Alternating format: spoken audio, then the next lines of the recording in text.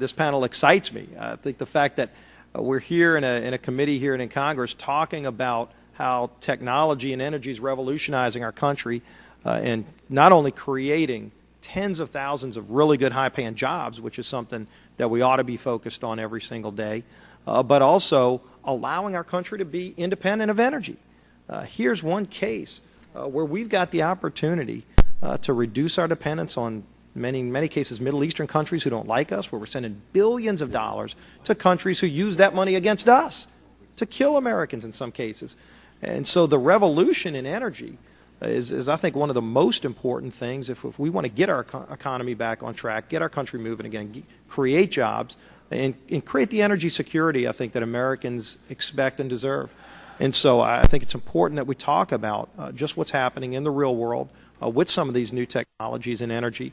And again, it's exciting to see what's happened. I know in my state of Louisiana, we've seen it in these shale plays, and up in Haynesville Shale, up in North Louisiana. You drive up and down the interstates and you see trucks moving pipe, you see people working, you see very low unemployment, and we're creating American energy.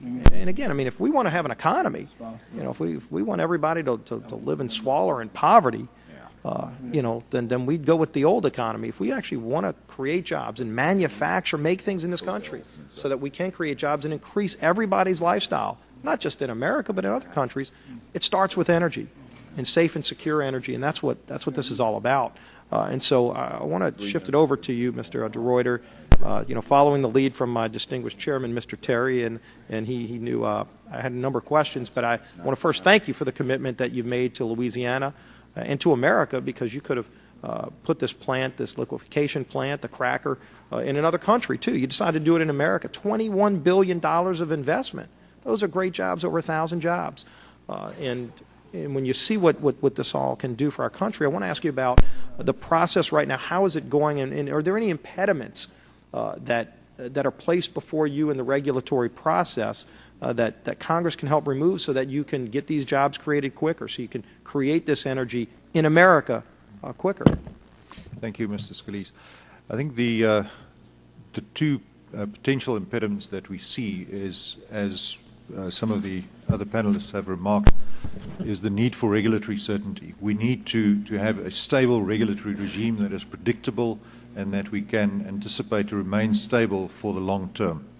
Once we have that, I think we will be in a very good position to make these very large investment decisions.